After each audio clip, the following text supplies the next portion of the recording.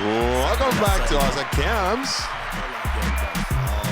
Today we have another opportunity for you to get to know what is going on with the auto industry, guys. And the auto industry is going on fire since the Broncos are catching fire on the road. And we have a subject today. We have a good subject. Today we're talking about this rivalry that has been eternal between two American companies. These American companies are legendary. One because of the Challenger and the Charger, and the other one because of the Thunderbird and Mustang. And if you guys have an idea what am I talking about, you already have the blue oval in your head and the Hemi name on your mind. So before that, I would like to introduce to you our Wednesday's host, Mike Hayworth. Hey, what's up, Oz? It's great to be back. I always look forward to Wednesdays. Hey, me too, my friend. Look, today it has been a hot Wednesday because news are downpouring about the Broncos catching on fire, man. What do you think about that? I think it's another incidence of manufacturers just pushing things a little bit too fast. I mean, you look back in the day and new car development took years. They're developing these things and getting them out quick in this current production era. And I think it's biting some of the manufacturers in the butt. I mean, it happened to Chevy with the Corvette. It's happening to Ford now. It happened to Tesla when they first came out. How many new car fires do we see before some of these manufacturers slow the roll a little bit? Let me tell you, this one is nothing to not pay attention to it because these are pre-production for Broncos. And these ones were transported by a trailer company named Reliable Carriers. Yeah. And it's on the pictures right here, guys. Let me show you right here. And if you guys are not watching on the internet, you guys on the YouTube, you guys are going to be able to find it on the video. But Reliable Carriers is the name of the company and is right there in the front of the picture. And right now you can see the Broncos like a little bit crispy for my taste. A little overdone. Yeah, you cannot even tell the colors. I think one must be black and the other one maybe was red. But I don't know. The news says that the Broncos were not the problem. They said it was the carrier, the actual flat tire from the trailer. But like you said, man, sometimes companies are coming with products too fast, too furious, and too hot. Well, yeah, I mean, look at a car 35, 40 years ago, and there was like 10 feet of wiring. You know, look at a car now, and there's 10 miles of wiring. And it doesn't take much for a junction to just be a little off, and now you've got problems. Yeah, we got everything that says Bronco on the internet catches on fire literally now. So should have named it Pinto. Right. Oh, Pinto, notoriously for catching on fire from being hit from behind. But yes. These ones were probably, they're saying that because of the damage, they cannot tell if they were the Wild Track or the Sasquatch package. But these Broncos, that's a shame because we are expecting this product for so long, and right now seeing it in these pictures, this is not good for the Blue Oval Company. So we'll see. You know what, Oz? Yes. Barbecue or not, if I could get my hands on a Sasquatch, I'm buying a Sasquatch. A barbecue. That's a good one. I would take a barbecue version. I think that's going to be a winner for Ford once they get this all figured out. Maybe this is a stunt. Maybe they want to make one like barbecue Bronco. With the grill integrated on the back. That's right. You know, who needs to bring an extra grill to the tailgate? We'll just light the car on fire. Right. All right, guys. So we're going to move to the main subject of the day. And the main subject of the day is the legendary battle between Ford, actually Chevy, and Dodge. But this time is Ram, because we are presenting my favorite pickup truck and Mike's favorite pickup truck of 2021, and you guys can see it right here. This is Mike Ram TRX 1500. Mike, what you like the Ram? Because I don't know. I like it for a bunch of reasons. All right. One of them, I think, just like the Raptor, I think the looks of these trucks is Yeah. just amazing. It's a great looking vehicle, but I'm sorry, you put 702 horsepower in something that I can take out in the desert. There's all kinds of nothing wrong with that. It's just a good looking vehicle. And then when you look inside, Yeah. the interior of that Dodge is just beautiful. It really does blow away the Ford. The Ford's looking a little dated, and I got to say, I've got a great friend that has a Raptor. It's an older one. I think it's a 2012. Okay. The interior looks exactly like the current Raptor, almost no changes. Yeah. I love the technology in that Ram. I like what they've done. Even take away the motor. I mean, I love the motor, but I just think the Ram is a better overall truck. There's just some updates to it that kind of step away from the Ford a little bit. The rear end, Ford's still running with a solid rear axle, leaf spring suspension. The Dodge has got a coil springs. It's just a little bit better setup. Now, I guess if I'm towing a lot of weight, maybe the Ford is the better product to go with just because of that rear end. But I don't know. I think on paper, they look like they shouldn't even be close. Yeah. I think get them out where they're designed to be in the desert. And I think that those differences get a little bit smaller just because Ford's had a little bit more time to refine that. I got to say, I hate that Ford put a turbo V6 in the Raptor. I think that should be illegal. It should never happen. But and they're both good trucks. I mean, they really are. I just much prefer the Ram. Well, I would say that you have a point. Engine-wise, the TRX is the one to look at if we're looking for horsepower and ridiculous amount of speed on a pickup truck. However, we're also going to see a ridiculous amount of gas guzzling. Oh, absolutely. Yeah, because absolutely. it's a mill right there, man. That thing is going to destroy your pocket. And I did a podcast not long ago about the TRX, and I got a lot of hate because people in the U.S. are true fans of trucks. And when they buy a truck, they can care less about how much money they're going to spend gas. Oh, no, absolutely. You honestly don't buy a truck, especially either one of these, with gas mileage in mind. I mean, you just can't. I think the TRX, I think they're saying 16 combined.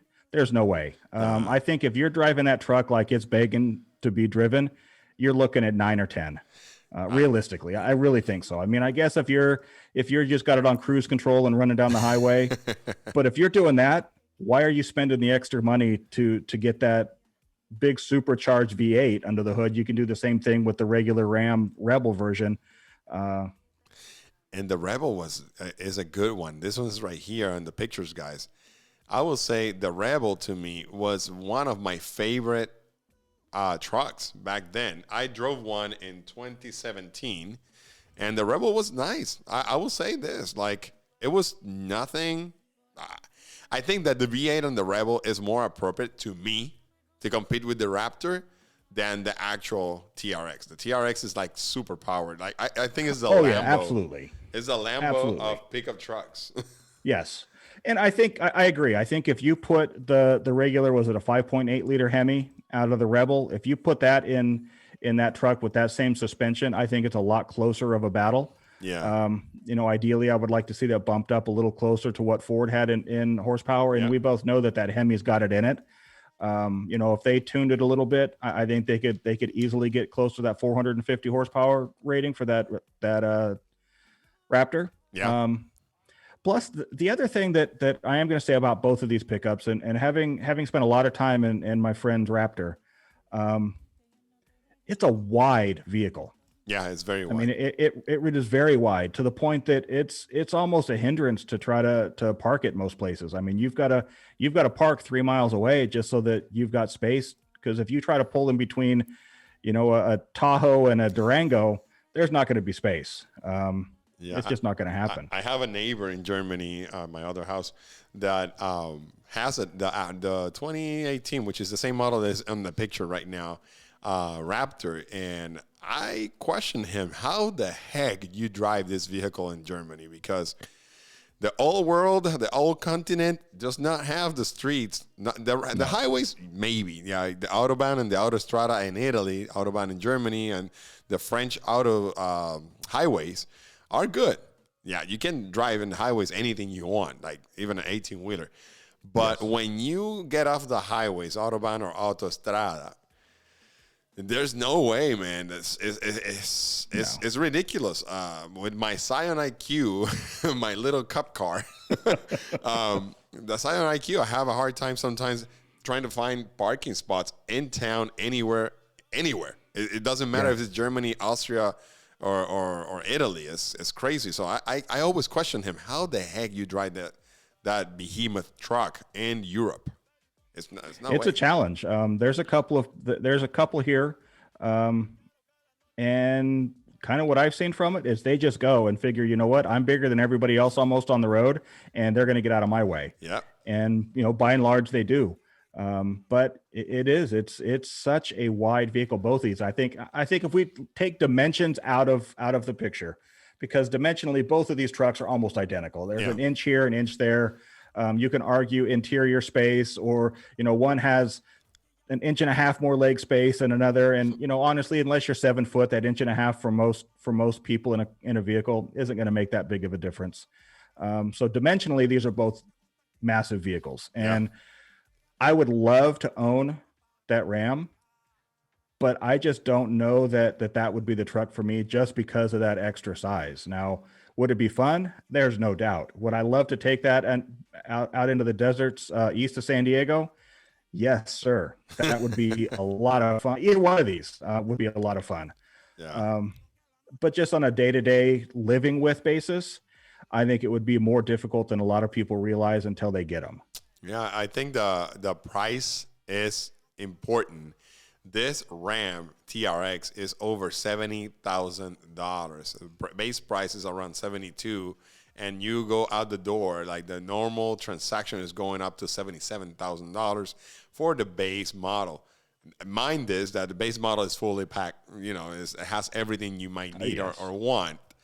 But I don't know. I think that the Raptor to me still makes a lot of sense, because still, like $10,000 below, it's like in the $65,000 the Super Crew. The V6, even though it's a V6, and you say it's like a sin to have a V6 on this kind of vehicle, the reason is the technology. They have a aluminum body, they have an aluminum engine, and the Raptor with the turbo, I know turbo is just a fake feeling of that. Oh yeah, you're gonna save some gas. I know the Raptor, I think the MPG is slightly higher, probably 17 to 18. 2 or 3, I think. Yeah, but in real life, Raptor's still a gas guzzling machine. Looks, Mike, what do you think between one or the other? I think that the TRX looks more subtle than the actual Rebel. The Rebel was like up in your face back then, the Ram Rebel, and the TRX looks more like sport, more slick. I don't know. What do you think? I love most of what you see about the TRX. I'm not a big fan of the hood. You don't like the hood? I'm not. One, I don't know if you sat in one. That power bulge that sits over the top of that Hemi really does impact you in terms of what you can see in the front of the vehicle. And for me, if I'm buying this vehicle to take out in the desert and have some fun with, take up in the mountains. I want to get out to the backcountry. I want to take advantage of all those horses, all of the power, all of the suspension that this thing is made to do. And as much as I like this vehicle, I think the view from the Raptor is a little bit better, because that power bulge on that hood for the Raptor just isn't quite as big. And I don't know if you've done much off-roading, but you need those sight lines, especially if you get up and you're dealing with rocks. I need to know exactly where I'm putting this vehicle. Yeah. And that little bit of maybe an inch or two off the top of that hood where it looks cool, in reality, I don't know that for what this truck is, I don't know that it's any more than a sight gimmick.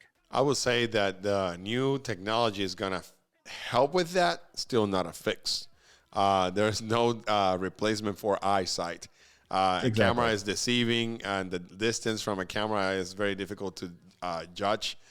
You're right. I think the longest I've driven a Raptor myself by myself was to make a video in 2016, 2017 with my buddy Joe Nam with the Flying Lab. Now it's All Cars Problems YouTube channel and on Instagram.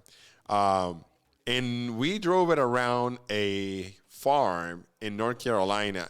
And the owner was very nice to us, and he told us, hey, you can drive it around the whole entire property. It was like 400 square acres. And it was nice. There's some YU cows and all that kind of stuff. But we never had to put it on the dirt or like drive it like through rocks or anything. It was just pretty much dirt roads on the land and so on. And but yeah, you're right. I have done some off-roading normally in Suzuki Jimneys or Samurais, which is what they're known in the U.S. And those are very nice to go around because you can see that. You actually can just look over and you see the whole entire vehicle. Oh, go ahead. I was going to say, here's the other thing for me. I'm a Jeepo. I've owned a Jeep, which I absolutely loved. It's a Mopar product, so with Mopar, you kind of understand that you may look at an occasional reliability issue, not so much with motor and transmission stuff, but just it's a Fiat. It's the same company, and some of those Italian wiring niggles have kind of made it to the U.S. But I absolutely loved my Jeep. It was a great vehicle. I kick myself for getting rid of that. But when I look at the hood and I see all that black plastic, I think of all the black plastic that was on my Jeep, and within a year, it was gray plastic. And I don't care what product you put on it, it was still gray plastic after 20 minutes. Yeah. So, I mean, again, for an $80,000 vehicle to have some of these things, I think it's a little cost-cutting measures on their part. And I understand you're spending your money on that transmission, on that suspension, and on that motor. The rest of it that's built around it's all just for looks. Yeah. But it's still a great. Well, don't get me wrong. Yeah, no, I won't mistake that. But one thing that you mentioned before, and I think you're 100% accurate. Ram makes one of the best interiors in the market, and I don't know if they took it from the Italians or they did it before they joined ventures with FCA. Like Fiat Chrysler America. Yeah. I think some of that came from their Daimler days. Yeah. I would say that when they had the Daimler, which Daimler is the matrix for Mercedes and so on. I will say my best friend in North Carolina, Mo Pinero, he has a Ram 1500 2018, I believe. And it has one of the sweetest interior. And now right now we have a picture of the TRX interior, and that screen state is gigantic. I think it's like it's huge, plus 14, 15 inches screen. Yeah, it's massive. I mean, that's a Tesla screen right there. Yeah. But I think they did a better job of putting it in the vehicle than Tesla did. Here it looks like it's part of the vehicle, where Tesla looks like it's just slapped on the dash. Yeah, like it's aftermarket, afterthought from designs. Yeah, no, and that interior is comfortable. I mean, the seats are very comfortable. You go all day. And I could say the same for the Raptor.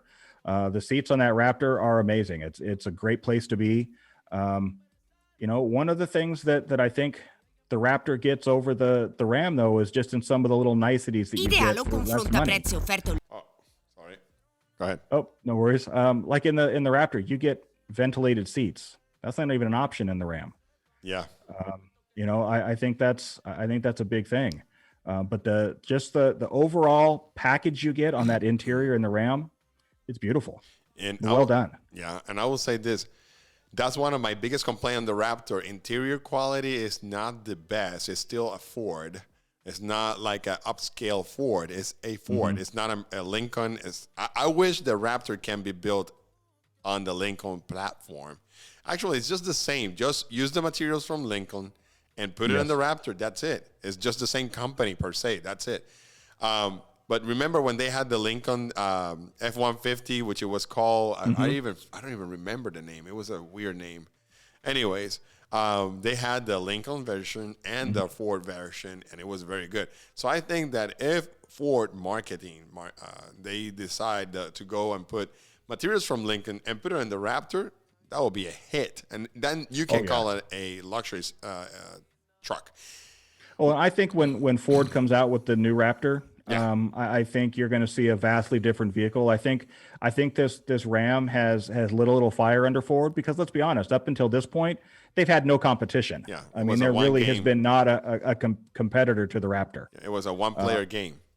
Yeah, exactly. And after it, the Raptor's been around for a while. It's getting a little old, Yeah. and there was really no need for Ford to invest anything in that platform because it had no competition. And I think you see now with this TRX out here, I will not be surprised if you see the Mustang GT350 motor Hmm. underneath the hood of at least on a limited production. Now they may still stick with their V6 and twin turbo option, but I will be very surprised if Ford does not come out with a limited run of a supercharged V8 under the hood of the next Raptor, just to compete with that Ram. Yeah, a limited run will be really good. Maybe a Shelby Raptor or a I Raptor agree. 500 or a Raptor 350. I don't know. It will be a good, in like a smart move from Ford. I just still think that the interiors on the Ram are the best. I'll Oh, say I agree. practicality and so on. Both of them are going par on par. I think the Raptor to me has a special place in my life because it was the first vehicle that gave me 1 million views on my channel, and I think I'm biased 100% on that. No. And don't get me wrong. I think the Raptor is a great truck. I Yeah. really do. And just like I talked a little bit ago about some of the little niggles that the Ram will have or likely will have, and Ford's going to have the same thing. That friend of mine that has a Raptor, the motor and the transmission been great. He's had some window motors go out. He had the locking mechanism for the doors go out. So it's had its few little problems, but by and large, I think with most vehicles today, like I said, I think in our first video, I think the doors will fall off of most vehicles before the motors and transmissions will fall apart as long as you change the oil and take care of them. That's It's true. always going to be the electrical stuff that's going to cause these issues. And I don't know right now that there's really a vehicle that's not going to have some of those on some point in their Hmm. lifetime. But man, I don't know. I don't know that you could really go wrong with either vehicle. If I was spending the kind of money, I like the Ram just because it's a little newer, a little more updated, a little fresher. Yeah. But it's hard to argue with the Raptor. Yeah, I mean, it's been such a success. We have to come up with a decision at the end of this video, which we're approaching to it. I think I will say because the Ram used the Raptor as a pattern to build around from that. It's well documented that Ram did that. They took multiple Raptors and they tried to use it and make it better. Plus, the advantage that they have on making beautiful interiors, plus the Hemi supercharged engine, plus is the newest on the market. I had to give it to Mike today, so so this is a very difficult one, but I had to give it to him. Yeah, I'm glad you agree with me. I think we have a lot of differing opinions on things sometimes. To me, I don't even know that this is a fair fight from the beginning. Even if you take displacement out of the picture, I mean, to me, there's no replacement for displacement, and the Ram's going to just kill the Ford on that. So if we take that out of it, the Raptor's an old truck, and it really is showing its age a little bit. And I think it aged much quicker when Ram released the TRX because it showed more the age of the Raptor and how much it hadn't changed since it came out. I just, this may be a different conversation when the new Raptor comes out. I think Ford's being forced to step it up. They've got some big shoes to fill with the new Raptor and to take on the Ram. But I'm with you. I take the Ram over the Raptor. All right, so guys, we are going to wrap up with this today, and we're going to leave you with the question of the day. The question of the day is, if you have the budget and you have a limited amount of gas to spend, which one you rather have? Would you buy a Ford Raptor with the reliability of many, many years, or buy a Ram, which is the latest, hottest product and best truck of the year, according to Motor Trend? I think that we agree, right? Mike and I agree with RAM. So Oh, I will leave absolutely. it up to you guys. Leave your comments down below. Don't forget to like, subscribe, share, follow me on Instagram. Follow Mike at Mike Hayward Photography on Instagram. Great pictures on his Instagram. And like the guy, he's a magician with Photoshop and so on. So Mike, tell them about your Instagram a little bit. Let me put it here. It's just kind of something that I enjoy doing. That's kind of my release. I like to get out. I love to travel. I love to meet new people, see new places, and my camera's always with me. And I think there's a lot that can be done in terms of sharing the world with people that don't have the ability to get out through photography. And that's just kind of my way to connect with the world and to connect with people. And if you guys don't believe me, the guy is a hit on Instagram, Mike Hayward Photography. Here are the pictures, over 1,200 followers and over 400 like beautiful pictures. Look at this, guys. Awesome pictures taken around the world. I'm talking about the latest one that you post from Sindelfingen, Germany, and a lake. It's beautiful. Like the guy is, he has the talent right there. You guys gotta follow Mike on Instagram. Look at that snow. It looks like it's like I'm right there. It's like a portrait. These are portraits. That's it. You can actually take these pictures and have it, Mike. Mike, you can sell these pictures, right? I have sold pictures, yes. Yeah, and put it on a frame. Yeah, if people have questions, send me a message through Instagram, and we'll see what we can do. Yeah, Neuschwanstein. I see here some South Carolina pictures. Oh, I miss Lake Mary. Oh my God, the Lake Mary sunsets are great pictures right there. All right, Mike. Oh, this is Bolzano here in Italy, right? Yeah, it is. Yes, Bolzano del Grappa. Wow. I might need to call Mike and give me some pictures. Right? Sponsored by Mike Hayward Photography on Instagram. And I will see you guys soon. Mike, say bye to your people.